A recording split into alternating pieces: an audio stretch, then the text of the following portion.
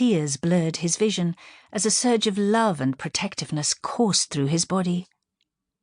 Rose Kelly was his flesh and blood, and he wanted her to flourish in his care, to grow rich roots of confidence and courage. He placed his little finger in the centre of her open palm, and even in sleep she gripped it. He hoped she would always grasp opportunities.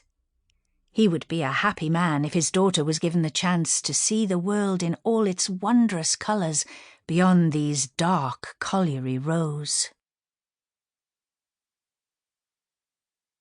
Chapter 1, 1944.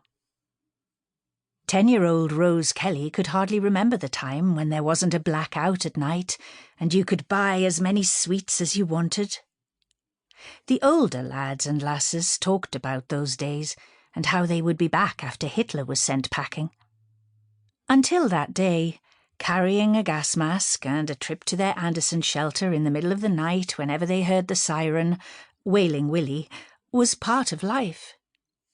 They might have to be careful with their sweets, but they all ate well in Linwood Colliery Rows because of the allotments that grew all manner of fruit and veg. A strip of land was allotted to each house, and the miners used their plot for growing food, keeping chickens, and building sheds from whatever scraps of material they could find. After hours underground, pitmen liked outdoor hobbies like growing prize leeks or racing whippets and pigeons. Rose's dad used his shed for painting and storing his canvases. Even though they had the allotments, a lot of a miner's pay went on food because he did a job that needed fuel in the belly, and he dreaded being laid off sick.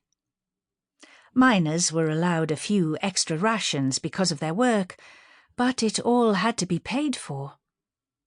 Her mam was a really good cook of stews and pies and soups, but Rose's favourite meal of the week wasn't any of those.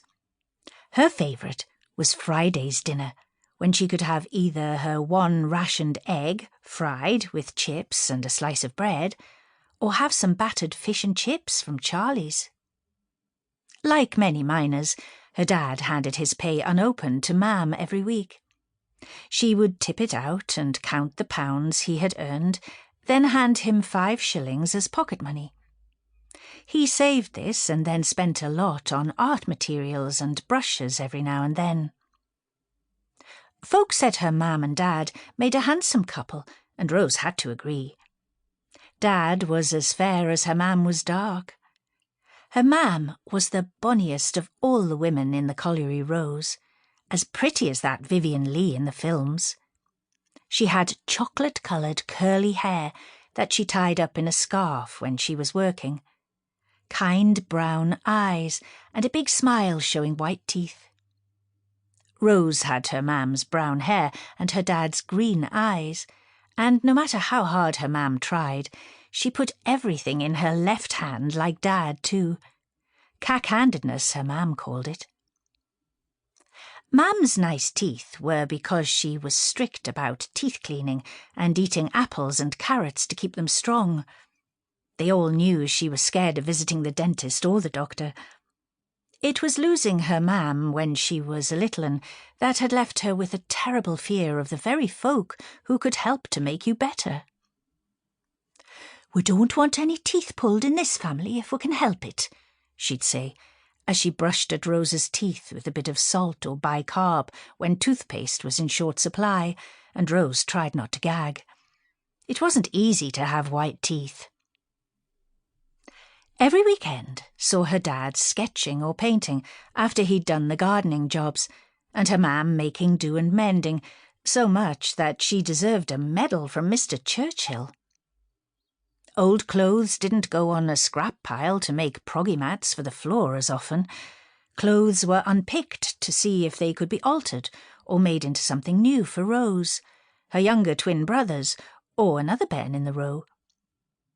Their mam was very handy with a needle and careful with clothing coupons. Their neighbours, the Elliots, had given up sharing the Anderson shelter with them. It now had a shelf and blanket arrangement that her dad called a bunk at the end of it,